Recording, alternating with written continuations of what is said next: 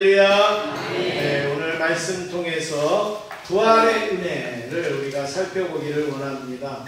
사람이 늘 진실된 말을 하고 늘 솔직한 말을 하면 좋겠지만 사람이 살다가 보면 그러지 못할 때도 많이 있습니다. 그러나 사람이 솔직한 말을 할 때가 있어요. 사람이 진실된 말을 할 때가 있습니다. 어느 누구나 마찬가지입니다. 언제 그렇습니까? 죽음을 앞둘 때는 사람은 진실된 말을 하게 돼 있고 솔직한 말을 하게 되어지는 것이죠. 그래서 사람이 죽음을 앞두고 하는 말은 그거는 진실이에요. 그거는 솔직한 말인데, 예수를 믿는 사람도 죽고 예수 안 믿는 사람도 죽는데, 예수를 믿는 사람이 죽을 때는 뭐라고 얘기하고 예수를 안 믿고 죽는 사람은 죽을 때 무슨 말을 하는가를 보면 그 사람의 진심을 알 수 있고 그 사람의 그 솔직함을 알 수 있지 않습니까?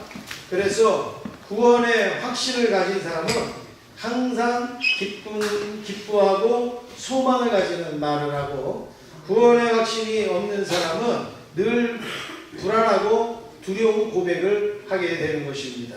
그래서 독일의 시인이었던 괴테는 하나님 믿지 않았습니다. 그래서 이 사람은 죽을 때 이렇게 말합니다. 어둡다 어둡다 나에게 빛을 달라. 자기의 죽음을 보면서 어둡다 어둡다 나에게 빛을 달라 이렇게 말했고, 프랑스의 계몽사상가 볼테르는 나는 하나님과 인간에게 버림을 받았다. 나는 지옥에 떨어진다. 오 그리스도시여 예수 그리스도시여 라고 말했습니다. 그러니까 자기가 이제 하나님께 버림받았다라는 거죠. 지옥에 떨어진다라는 거예요. 이걸 지금 고백을 하고 있습니다. 또 프랑스의 혁명가로 많은 사람을 죽였던 미라보라는 사람은 영혼에 대한 생각을 잊을 수 있도록 나에게 아편을 다오. 영혼에 대하여서 아예 생각조차 안 하고 뭘 달라고요?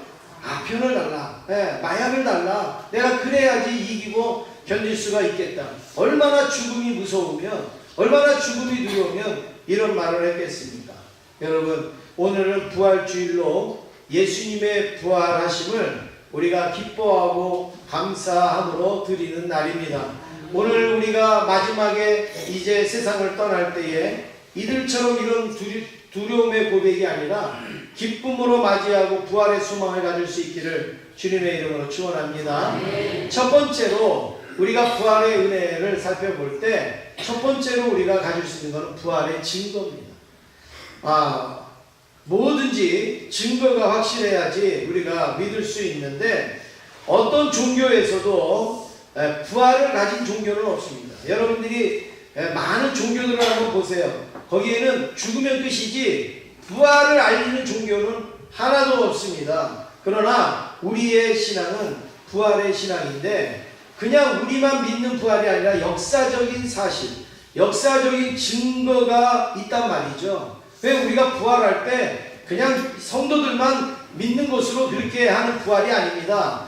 역사적인 사실과 역사적인 증거와 역사적인 근거를 가진 부활을 이야기하고 있는데, 몇 가지 증거를 제가 말씀드리면, 첫 번째는 증인들이 무지무지 많이 있다는 거예요. 예수님이 부활하신 증인이 많이 있다는 겁니다. 성경에 보면 예수님이 부활하신 것을 목격한 횟수가 10번 이상 됩니다. 10번 이상. 한 번이나 두 번은 사람이 잘못 봤을 수도 있고 헛것을 봤다고 말할 수도 있지만, 10번 이상 봤다, 그거는요 사람이 뭐 잘못 보거나 헛것을 본 게 결코 아니지 않겠습니까? 그래서 오늘 9절의 말씀에 보니까 같이 읽겠습니다. 9절입니다. 시작. 예수께서 그들을 만나 이르시되 평안하냐 하시거늘 여자들이 나아가 그 발을 붙잡고 경배하니. 지금 이 말씀이 부활하신 예수님을 지금 만난 장면이에요. 그 예수님이 막 무섭고 두려워하는 여자들에게 평안하냐 이렇게 물어보신 거죠. 그럴 때 이 여인들이 뭘 붙잡고 경배했다고요? 누구의 발? 예수님의 발을 붙잡고. 여러분, 예수님의 발을 붙잡고 경배했다라는 것은 실질적으로 잡았다는 얘기입니까? 아니면은 머릿속으로 상상으로 잡았다는 얘기입니까? 실질적으로 잡은 거예요. 그러면 예수님의 발을 실질적으로 붙잡을 수 있었다라는 것은 뭐예요? 부활하셨다는 거예요. 네. 부활하신 예수님의 발, 그 예수님의 발을 붙잡고 경배를 했다 이겁니다. 그래서 성경에는 이런 사건들이 계속 나오는데, 이 여인들이 가서 예수님이 부활했다 그리고 외쳤더니 베드로가 얼른 예수님 무덤으로 찾아옵니다. 근데 보니까 진짜 예수님이 안 계시고 예수님을 쌌던 세마포만 착 해갖고 놓여 있었던 것을 보게 됩니다. 또 그것뿐만이 아니라 예수님의 부활을 증거하고 목격한 사람들을 말씀을 드리면, 두 제자가 예수님이 십자가에 죽자 실망합니다. 이제 더 이상 예수님을 쫓을 필요가 없어요. 따라갈 필요가 없어요. 그러니까 실망해서 엠마오로 터덜터덜 내려갑니다. 그런데 그때 부활하신 예수님이 같이 가는 거예요. 야, 너희들 왜 여기 가냐? 너희들 왜 근심이 많냐? 예수님이 죽었어요. 예수님이 이제 십자가에 못 박혀 죽었어요. 이제 우리는 다 끝났어요. 그리고 가는데, 야, 성경에 메시아가 죽는다고 그랬냐? 부활한다고 그랬냐? 부활한다고 그랬습니다. 이러면서 성경의 말씀을 하나씩 풀어주시다가 보니까 이들의 마음에 뜨거움이 오는 거예요.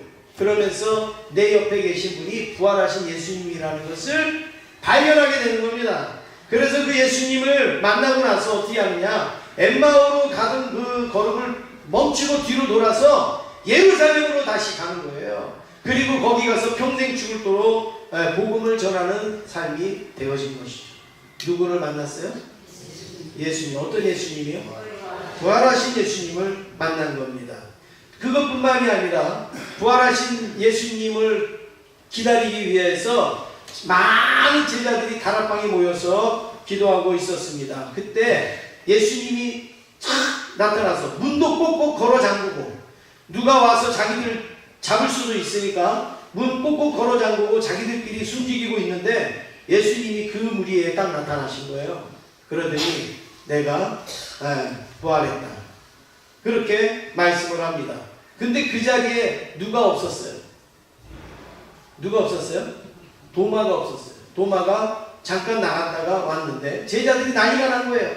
야, 우리가 부활하신 예수님을 봤다. 그랬더니 도마가, 웃기는 소리 하지 마. 예수님 죽었잖아. 우리 눈으로 똑똑똑이 십자가에 돌아가시는 걸 봤는데 무슨 부활이야. 나는 그 예수님의 손에 못 박힌 것도 봤고, 그리고 옆구리에 창으로 찔린 것도 내가 봤어. 다 이뤘다 하시고 돌아가신 거 내가 봤어. 그런데 무슨 부활이야.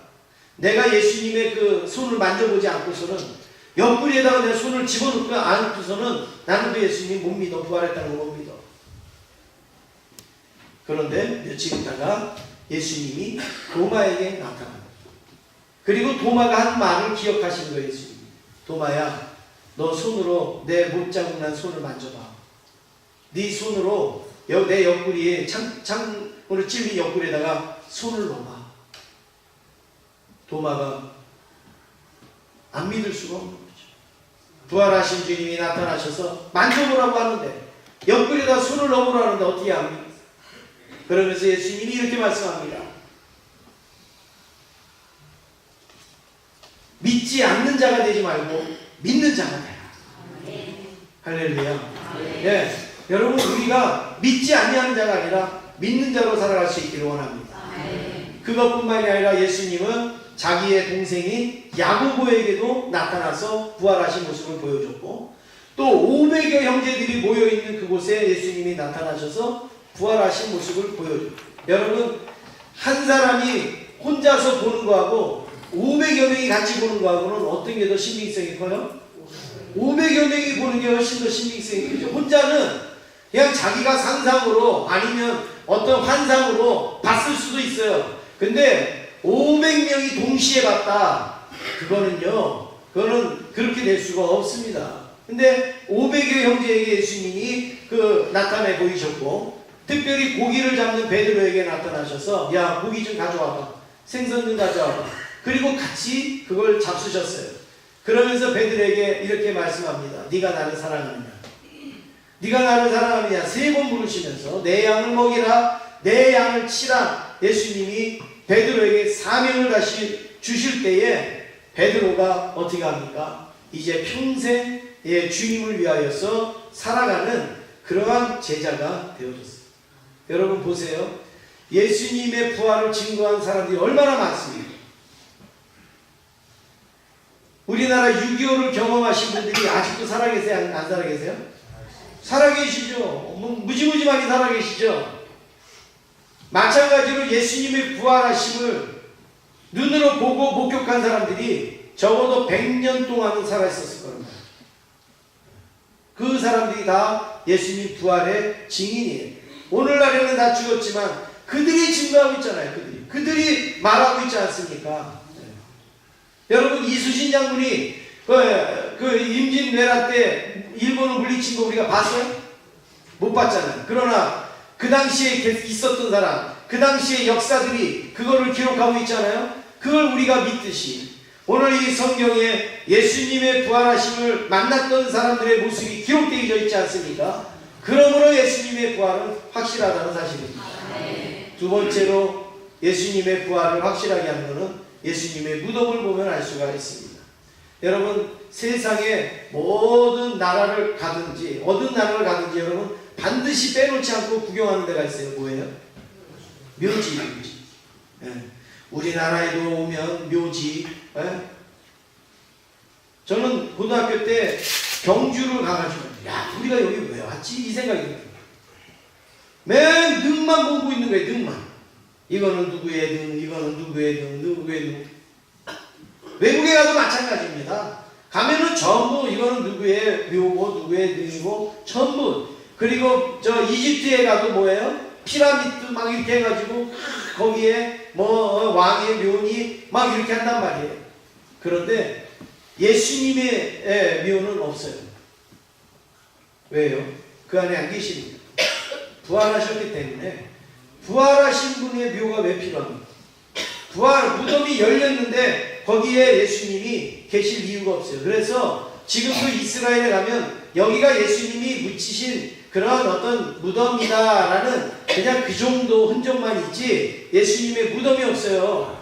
예수님의 무덤을 화려하게 꾸미지도 않았어요. 막 뭐 쌓아놓지도 않았어요. 예수님의 무덤은 빈 무덤. 부활하셨기 때문에. 세상에 많은 사람들은요 무덤을 꾸밉니다. 무덤을 아름답게 합니다. 무덤을 멋있게 합니다. 그래서 관광지로 소개도 하고 합니다. 그러나 예수님은 무덤이 없어요. 부활하셨기 때문에. 할렐루야. 마지막으로 세 번째, 예수님이 부활하셨다는 증거가 뭐냐? 로마의 군인들입니다. 로마의 군인들. 오늘 마태복음 27장 64절 한번 보시겠습니다. 그 앞에 마태복음 27장 64절 함께 읽겠습니다. 시작.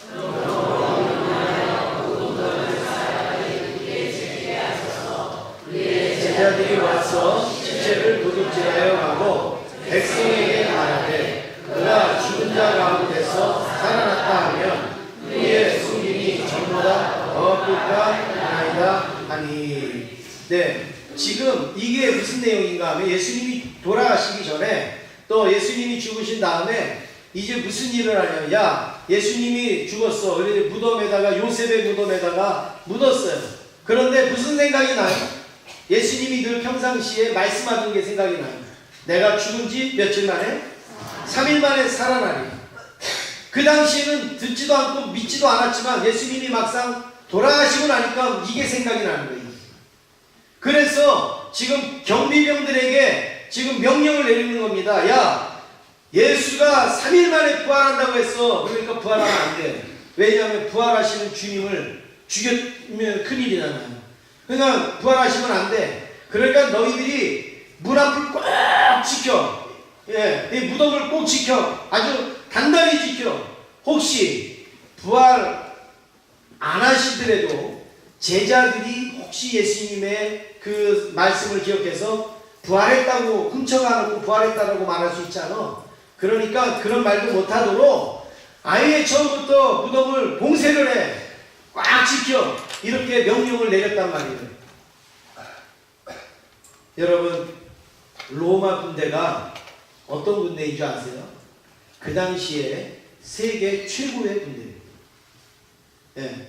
로마가 세계 최고의 나라였고 로마 부대가 세계 최고의 부대예요. 로마 부대가 뭐 그냥 얼렁뚱땅한 부대가 아니에요.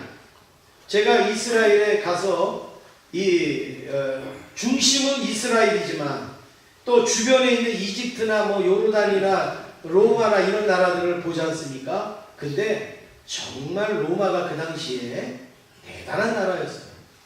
정말 제가 이런 나라가 세계를 정복하지 그런 생각을 했던 것이 무엇인가 하면 이스라엘을 로마가 정복을 합니다. 그래갖고 다 접수를 해요. 그런데 여러분 그러다가 보면 극렬군자들 있잖아요. 극렬군자들. 네. 마지막까지 투항하지 아니하고 마지막까지 막 목숨을 걸고 싸우는 사람들이 있잖아요. 우리나라도 어떻습니까? 광복군이 마지막까지 싸우고 지키다가 우리나라가 지금 여기까지 오지 않습니까? 이스라엘에도 그런 광복군 같은 사람들이 있었어요. 한 1000명 정도가 있었어요. 이 사람들이 어디로 도망을 가는가? 마사다라는 요새로 도망갑니다. 마사다라는 요새가 제가 몇 번 보여드린 적이 있는데 그 완전히 그 황무지 벌판에 이렇게 우뚝 솟은 요새예요. 그냥 이렇게 직각으로 우뚝 솟은 요새, 동그랗게 해갖고 직각으로 우뚝 솟은 요새. 그러니 거기는 누가 들어오려고 해도 못 들어오죠. 뭐 직각으로 됐는데 어떻게 들어옵니까? 사다리 타고 올라오면 위에서 돌 던지고 그리고 뜨거운 물 뿌리고 그러면 다 떨어지는 거예요. 거기에 위에는 편해요 아주. 거기에 이스라엘의 이 극렬군자들 1000명이 거기에 집결을 해서 이제 로마하고 싸우는 거죠. 그러면 거기에는 물도 없어요. 거기에는 식량도 없어요. 나무 한 그루도 없어요. 거기에는 그냥. 네. 그러면 여러분 그냥 내비둬도 밑에서만 잘 지켜도 그 사람도 죽을까요? 안 죽을까요? 죽겠죠. 뭐 거기서 뭘 하겠어요. 그런데 식량이며 물이며 이런 거를 이제 비축을 해놓고 거기서 투항을 하는데 이 로마 군대가 접근을 해도 이거 접근이 안 되는 거예요. 뭐 죽기로 싸우는데 어떻게 됩니까? 그래서 로마 군대가 작전을 바꿉니다. 어떻게 바꾸는가? 그 요새가 굉장히 커요. 우리로 말하면 그냥 산 하나예요. 산 하나. 그거 굉장히 크잖아요. 그리고 높이도 되게 높아요. 몇백 메다예요. 네, 거기 가면 막 케이블카로 올라가야 돼요. 그런데 그 요새를 지키기 위해서 그 요새 주변에 뺑 둘러가지고 돌담을 쌓습니다. 돌담을 쌓아요. 돌담. 그래서 요새의 위에 올라가서 이렇게 사방을 보면 아주 개미집 같은 이렇게 돌담이 쭉 이렇게 뺑 돌아 있는 게 보여요. 그게 한 이 정도, 한 1m 정도 돼가지고 돌로 이렇게 쌓아놓은 담이에요, 담. 그리 도망 나오지 못하도록. 그리고 중간중간에 이렇게 그 수경지가 있어요. 수경지. 무슨 로마의 무슨 부대가 수경하는 수경지에서 돌담을 쌓아놓고 이쪽에도 돌담 몇 군데 다 쌓아놓고 완전히 지키는 거예요. 3년 동안을 이 이스라엘 사람들 도망 나오지 못하도록 완전히 봉쇄를 하고 지키는 거예요. 여러분 대단하잖아요. 그 위에 숨은 사람도 대단하고 밑에서 지키는 사람도 대단한데 이제 그걸 지키다가는 안 되겠다 싶어서 어떻게 하냐. 적극적으로 우리가 가서 점령을 해야 되겠다. 근데 가면은 사다리 밀어내고 돌 던지고 하니까 안 되니까 어떻게 하는가 하면 로마에서 그 주변에는 나무도 없어요. 그러니까 로마에서 이 나무를 이렇게 보내옵니다. 바다로. 로마에서 바다로 나무를 보내요. 그러면 그 바다를 타고 나무가 오는 것을 꺼내다가 육지로 옮겨가지고 그 요새 옆에 몇 킬로 전서부터 그 나무를 쌓아요. 한 줄을 쫙 쌓아. 쫙 쌓은 다음에 그 위에다가 뭘 덮어요? 흙을 덮어요. 그리고 또 그 위에다 또 나무 쌓아요. 그리고 그 위에다 또 뭘 덮어요? 흙을 덮어요. 계속 그걸 반복하는 거예요. 그럼 어떻게 됩니까? 요새가 이렇게 있으면 여기서부터 나무, 흙, 나무, 흙, 나무, 흙, 나무 이렇게 쌓으면 어떻게 돼요? 비탈길이 되잖아요. 네. 굉장히 긴 비탈길이 딱 되는 거예요. 그러면 마차도 올라갈 수 있고 군대가 들어갈 수가 있어요. 3년 동안을 그 일을 해갖고 그 요새를 점령을 합니다. 로마. 이런 부대예요. 이런 부대. 이게 보통 부대가 아니잖아요. 그래가지고 들어가가지고 그리고서 그 이스라엘 사람을 죽이려고 딱 들어갔더니 벌써 이스라엘 백성들이 이제 내일이면 들어오는 거 알잖아요. 이제 다 쌓였으니까. 그래서 어떻게 합니까? 우리가 죽더라도 원수의 손에 죽으면 안 된다. 우리가 죽더라도 우리가 죽어야 된다. 그래갖고 서로 자기가 죽여갖고 싹 죽어요. 남아있는 곡식도 태우고 물도 버리고 완전히 그냥 싹 죽습니다. 로마 군인들이요 회심의 미소를 띠고 딱 들어왔는데 다 죽었어요. 뭐예요? 허망한 거죠.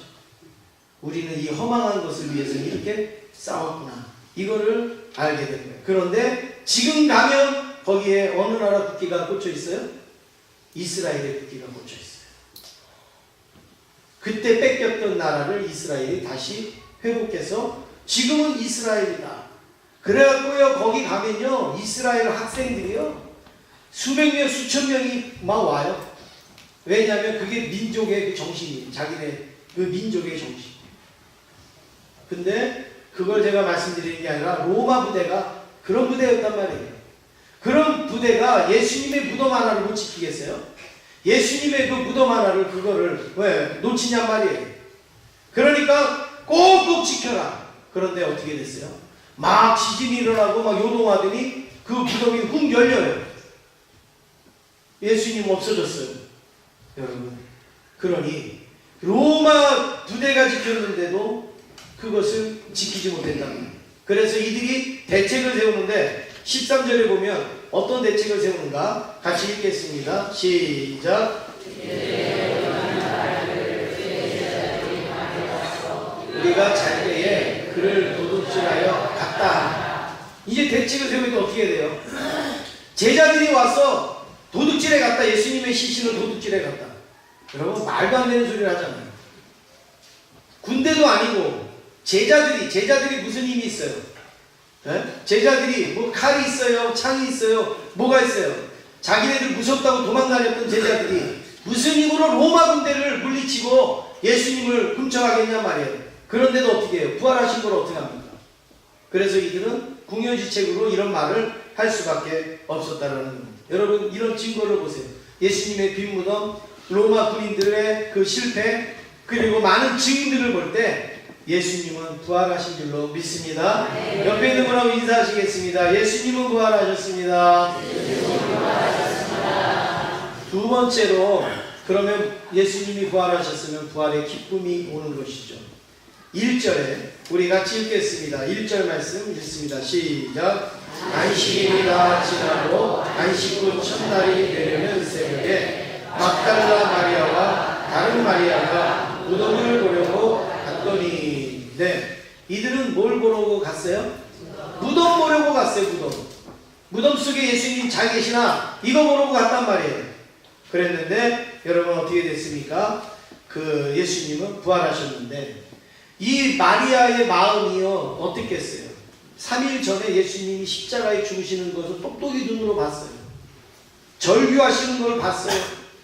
그 위에서 기도하시는 걸 봤어요. 여러분 아직도 슬픔에서 벗어나지 못했을 거예요. 아직도 죽음의 공포에서 벗어나지 못했을 거예요. 그래서 이들이 무덤에 갈 때에 무서움과 두려움으로 무덤에 갔단 말이에요. 그런데 가보니까 예상과는 다른 일이 벌어졌는데 6절 같이 읽겠습니다. 6절입니다. 시작. 그가 여기 계시지 않고 그가 말씀하시던 대로 살아나셨느니라. 와서 그가 누우셨던 곳을 봐라. 자기들은 무덤을 보려고 무덤에 계시는 예수님을 만나려고 갔는데 보니까 예수님은 말씀하신 대로 어떻게 하셨다고요? 살아나셨습니다. 그리고 예수님의 누운 곳을 보게 되는 것이죠. 그럴 때에 두려움과 무서움이 있었지만 기쁨으로 바뀌는 거예요. 예수님이 죽으신 게 아니고 예수님이 부활하셨구나. 그때의 그 마음에 기쁨이 넘치게 되지 않습니까? 그래서 막 정신없이 뛰어내려갑니다. 그래서 제자들을 붙들고 예수님이 부활했다, 예수님이 부활했다 하는데 오늘 9절에 보니까 예수님이 그 여인에게 이렇게 말합니다. 너희가 평안하냐? 너희가 평안하냐? 여자들이 나아가서 예수님의 이제 발을 붙잡고 경배를 합니다. 여러분 얼마나 기뻤겠어요? 얼마나 놀라웠겠어요? 오늘 저와 여러분들이 주님 믿는데 평안하십니까? 부활의 주님을 만나면 평안하고요. 죽은 예수님을 만나면 불안하고 두렵지만 다시 사신 예수님, 부활하신 예수님을 만나면 우리에게 평안함이 있고 기쁨이 넘치는 줄로 믿습니다. 그래서 여러분 교회에 나오실 때는 근심으로 나올 수도 있어요. 걱정 가지고 나올 수도 있어요. 염려하는 마음으로 나오실 수도 있어요. 그러나 집에 가실 때는 평안함으로 돌아갈 수 있기를 원합니다. 부활의 기쁨으로 돌아갈 수 있기를 원합니다. 예배 마치고 밖에서 인사할 때 악수하고 인사하고 우리 성도님들하고 인사하지만 여러분 그 인사는 그냥 하는 거 아니에요. 그냥 얼굴 한번 보고 웃고 하는 그런 인사가 아니에요. 그 인사할 때에 여러분들의 심령을 알게 되는 거예요. 일주일 내내 여러분들의 얼굴이 잔상으로 남아있습니다. 여러분들이 집에 가실 때 인사하실 때 그 얼굴 표정 그게 일주일 내내 잔상으로 남아있습니다. 기쁨으로 즐거움으로 감사함으로 가시는 분은 일주일 내내 그 잔상이 얼굴에 남아있어요. 그런데 슬픔과 또 염려와 근심 이런 마음으로 나가시는 분은요 일주일 내내 그게 잔상이 남아서 그걸 놓고 기도하는 거죠. 하나님 우리가 예배드리러 와서 돌아갈 때 기쁨으로 돌아가야 되는데 감사함으로 돌아가야 되는데 왜 저분은 왜 얼굴에 근심이 있습니까? 저분은 왜 낙심된 얼굴로 돌아갑니까? 저분은 왜 화가 난 모습으로 돌아갑니까? 그리고 기도하게 되는 거예요. 바라기는 사랑하는 성도 여러분 제 머릿속에 여러분들 기쁨으로 돌아가시는 잔상만 남아있기를 간절히 원합니다. 우리는 부활하신 예수님을 만나고 돌아가는 사람들이잖아요. 부활하신 예수님을 만나고 돌아가는데 조금 불편할 것도 있고 조금 속상할 일도 있을 것이고 못마땅할 일이 혹시 있을 수도 있어요. 예배드리다가 보면 그렇죠. 그것 때문에 일주일 내내 불편한 잔상을 우리가 가지고 사는 것은 그건 부활의 성도가 아닙니다.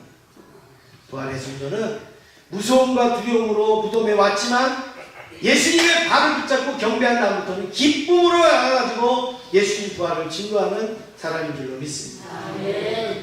조셉 스크라이븐이라는 사람이 있습니다. 이 조셉 스크라이븐이라는 사람은 대학을 졸업하고 아주 예쁜 아가씨하고 연애를 했습니다. 그리고 이제 약혼을 하고 이제 결혼을 하려고 준비를 딱 하고 있는데 결혼하루 전날에 이 약혼녀하고 말을 타고 강가에서 놀다가 다리 위로 지나가다가 이 약혼녀가 그 말에서 떨어지면서 그 난간에 머리를 부닥치고 그리고 그 의식을 잃고 물속으로 떨어져서 익사를 하고 맙니다. 죽어요. 여러분 얼마나 이 큰 그 아픔을 겪습니까? 그래서 이걸 잊으려고 별거를 다 해도 잊지를 못하는 거예요. 그래서 이 아일랜드 사람인데 아일랜드를 떠나서 어디로 가느냐? 캐나다로 갑니다. 캐나다로 가서 우리로 말하면 단기 선교처럼 막 봉사도 하고 섬기기도 하고 복음도 전하고 막 그런 일을 하는데 고향에서 소식이 옵니다. 어머니가 중병에 알아누웠다는 거예요. 큰 병에 알아누웠다는 거예요. 그 어머니를 생각하니까 너무도 가슴이 아파요. 그래서 순간에 시를 씁니다. 기도하면서. 그리고서 그 시를 어머니에게 보내요. 그 시의 내용은 이거예요. 나의 친구 되신 예수님이 어머니의 친구 되실 겁니다. 이러면서 격려하는 그 시를 써가지고 다 보냅니다. 여러분 그 시가 뭔지 아세요? 여러분 다 아시는 거예요. 죄진 맡은 우리 구주 어찌 좋은 친구인지.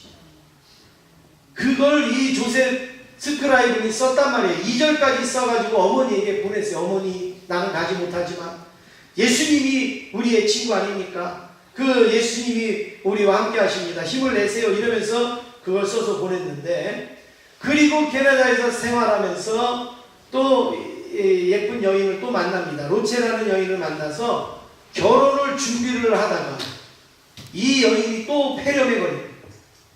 그리고 4개월 동안을 앓다가 죽습니다. 결혼 못하고 죽습니다. 정말 이 한 사람의 인생에 이런 일이 이렇게 일어나는 게 이게 쉬운 일이 아니에요. 너무너무 가슴이 아파요. 막 너무너무 힘들어요. 그래서 막 봉사하고 선교하고 복음을 전하는데 어머니가 죽었다는 소식이 들립니다.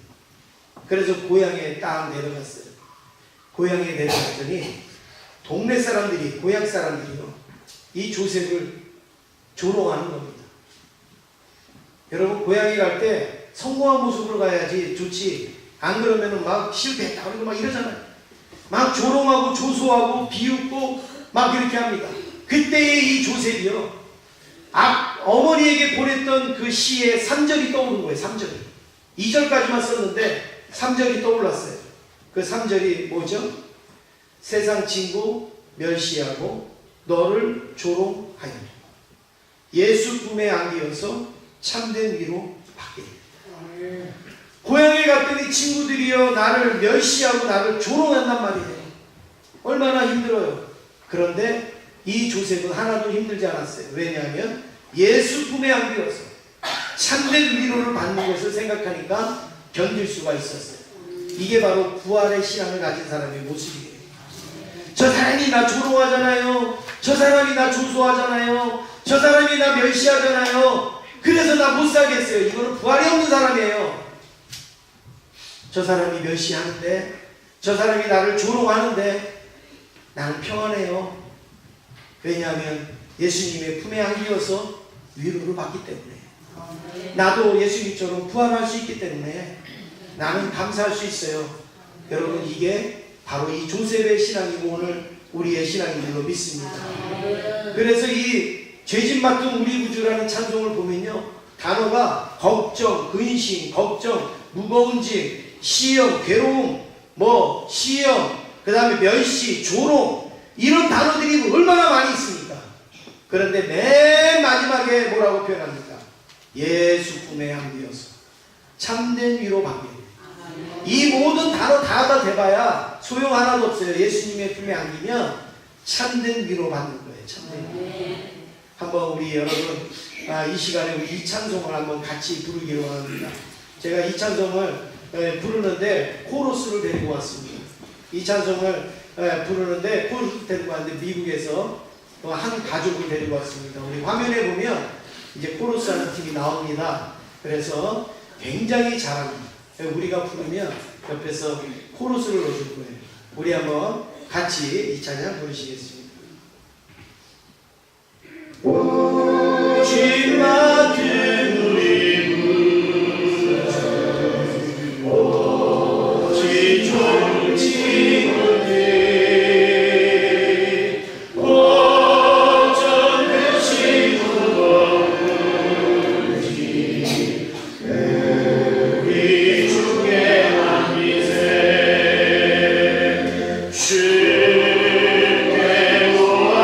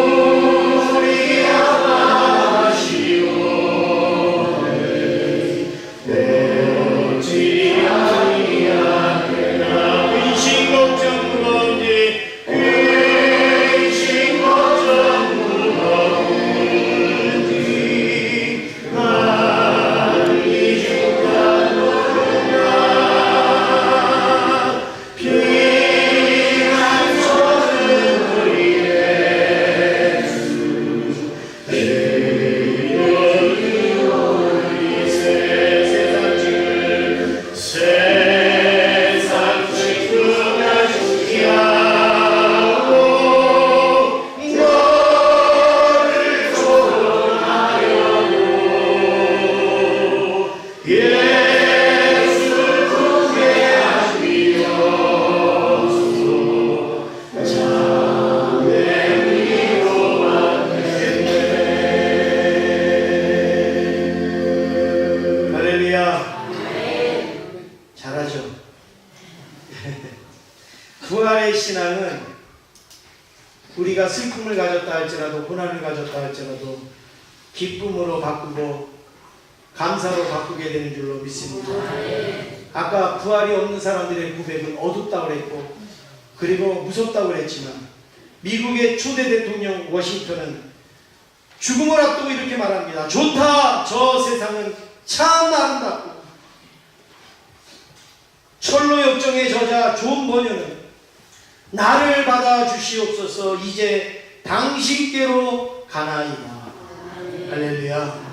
사랑하는 성도 여러분, 오늘 저와 여러분 부활이 없는 사람처럼 살지 말고 우리는 부활을 가진 사람이기 때문에 부활의 기쁨을 고난 중에서도 끝까지 신앙으로 승리할 수 있기를 원합니다. 옆에 분하고 인사하시겠습니다. 부활의 소망을 가지세요. 인사하겠습니다. 마지막으로 부활의 능력입니다. 우리가 부활의 은혜라는 것은 예수님이 부활했다는 걸 알고 그리고 기뻐만 하는 게 그게 부활의 은혜가 아닙니다. 부활의 능력을 경험해야 돼요. 부활의 능력. 예수님의 부활을 만난 사람하고 만나지 아니하는 사람의 차이가 뭘까요? 아주 단순합니다. 부활하신 예수님을 만난 사람하고 부활하신 예수님을 만나지 아니하는 사람의 차이는 뭐냐면 부활하신 예수님을 만난 사람은 삶의 변화가 있습니다. 부활한 예수님을 만나지 못한 사람은 늘 그렇게 살아요. 부활하신 예수님을 만나면 우리의 말이 달라지고 우리의 행동이 달라지고 우리의 삶이 달라진다는 거예요. 엠마오로 내려가던 사람들이 엠마오로 절망하고 가다가 예수님을 만나고 어떻게 합니까? 뒤로 돌아서 예루살렘을 향해서 가잖아요. 그리고 평생 주님을 위하여서 복음 증거하다가 죽지 않습니다. 부활의 주님을 만나지 못했을 때 베드로는요, 예수님이 십자가에 끌려갈 때 나 예수님 몰라, 예수님 몰라 3번이나 부인했어요. 수제자가 돼가지고 3번이나 부인했어요. 그런데 부활하신 예수님을 만난 다음에 평생도록 복음을 증거하다가 너 예수 믿지? 너 예수님의 수제자지? 너는 죽어야 돼. 너는 그래서 베드로를 죽이는데 어떻게 죽이는가? 야, 니네 스승이 십자가에 죽었어. 그러니까 너도 제자니까 너도 십자가에 죽어야지. 그래서 십자가에다 죽이려고 하니까 베드로가 예수님이 십자가의 길을 갔으니까 나도 십자가의 길을 가겠습니다. 그런데 한 가지 부탁이 있습니다. 뭔데 말해봐. 우리 주님이 십자가에 똑바로 죽으셨는데 내가 어떻게 주님하고 똑같이 십자가에 똑바로 죽을 수 있어요? 나는 거꾸로 죽여주세요. 그래서 십자가에 거꾸로 달려서 죽은 사람이 베드로. 여러분 이게 변화잖아요. 이게.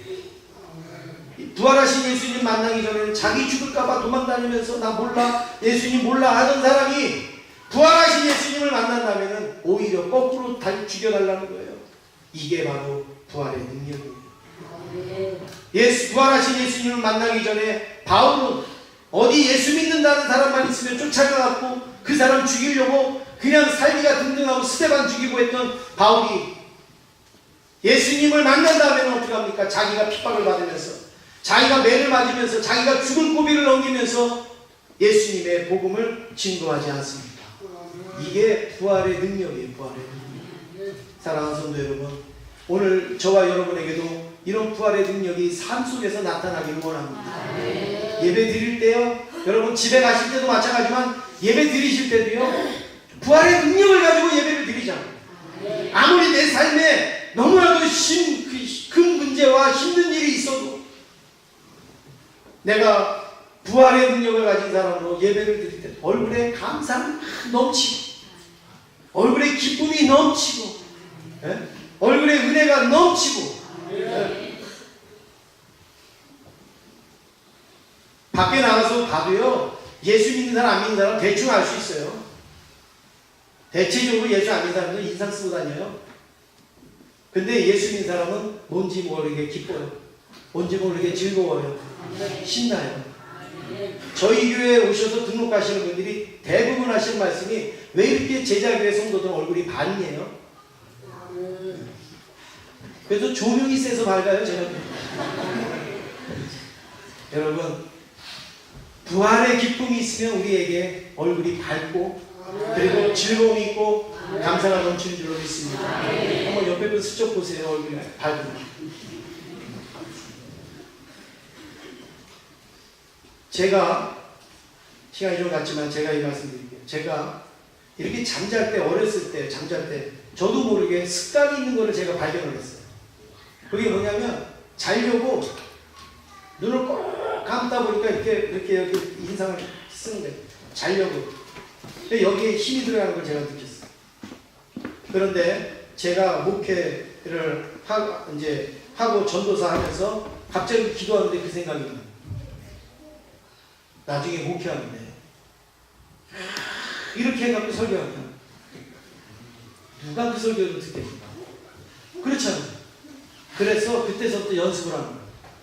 잘 때 눈에 힘 빼고 자는 거예요. 밤새도록 이게 연습이 되면 낮에도 연습이 될 거 아니에요. 그래서 힘을 빼고 뭐 잠잔 다음에는 어떻게 되는지 모르고 하여튼 잠들기 전에는 힘 빼는 연습을 계속 한 거예요. 얼굴에 힘, 미간에 힘을 빼는 거예요. 사랑하는 성도 여러분, 여러분도 혹시 내가 좀 인상파다 그런 분들은 이 얼굴에 힘 빼시는 연습을 좀 하시길 바랍니다. 네, 그래야 뭐 전도도 될 거 아니야. 네. 야, 예수 믿는데 뭐 혼자 심각하냐? 예수 믿는데 혼자 고민이 많냐? 아우, 그렇게 고민 많은데 내가 왜 예수 믿어? 그럴 거 아니에요. 그런데 어떻게 하면 이렇게 얼굴이 평안하세요? 어떻게 하면 얼굴이 이렇게 즐거우세요? 어떻게 감사가 넘치세요? 그러면요, 전도 안 해도 전도가 될 거 아니에요. 예수님의 부활을 만나면 이런 삶이 변화되는 역사가 일어난 줄로 믿습니다. 기도하겠습니다.